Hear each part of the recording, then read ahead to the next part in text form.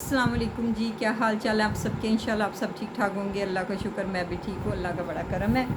तो जी मैं गई हुई थी अपने पुराने मोहल्ले में, तो वहाँ बड़ा मैंने इंजॉय किया।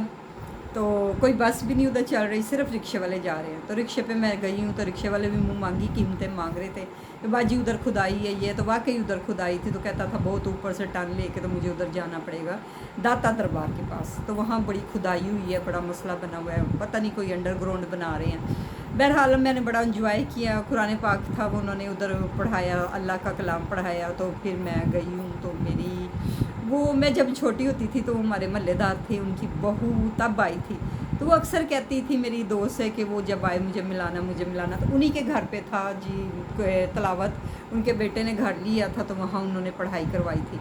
बहरहाल जी उन्होंने बड़े मज़े का खाना बनाया हुआ था, पालक चिकन था और चिकन वाले राइस थे, नमकीन, और साथ थे गुड़ वाले चावल।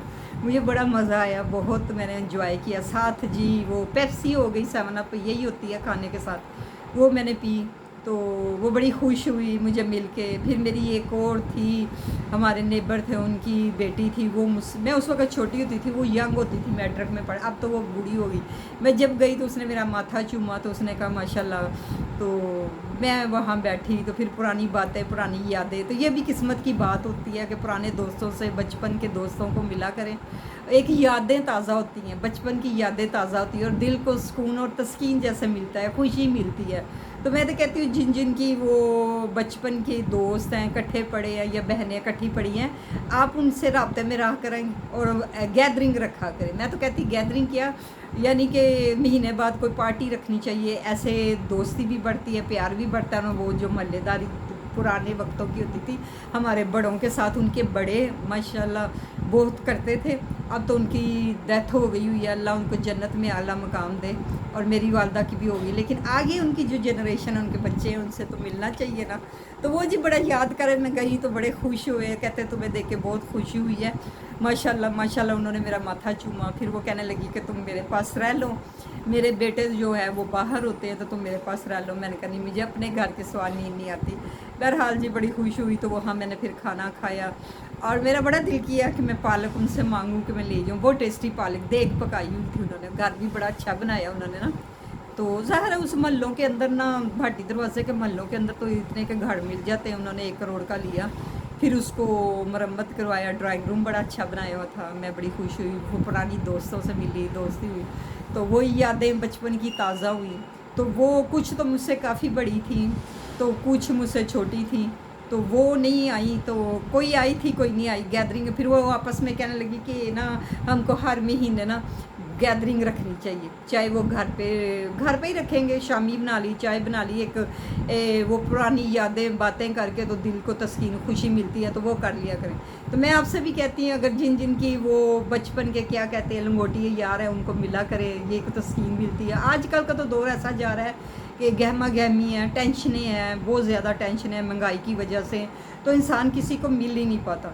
तो मैं तो कहती मिलना चाहिए, ज़िंदगी को सुकून मिलता है, ज़िंदगी को खुशी मिलती है उनसे मिल के। आजकल की ऐसी दोस्तियाँ कहाँ हैं, जो पहले की गुजर गई। कई लोग तो भी मतलब कई गैदरिंग करते हैं, ये नहीं कि नहीं करते हैं। तो बहरहाल जी ये मेरी स्टोरी थी। मैं गई तो मैं बड़ी, फिर मैं घर आई तो मेरा पेट तो फुल था।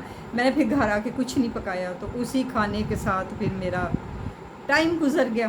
तो फिर मैंने कहा रोटी पका लूँ, 9 बजे गैस की टेंशन, गैस चली जानी। फिर मैंने कहा रहने दो, जो खाया वही काफ़ी है। तो मैंने कहा रात को भूख रहा, मैं जल्दी आ गई, वो मुझे आने नहीं दे रही थी, कहती बैठ जाओ क्या करना। मैंने कहा वो रात हो जाएगी, खुदाइयाँ भी हुई हैं, खड्डे भी हैं। ज़ाहिर आगे भी एक वाक़या हो गया था, एक वो लेडीज़ उसकी बच्ची गिर गई थी।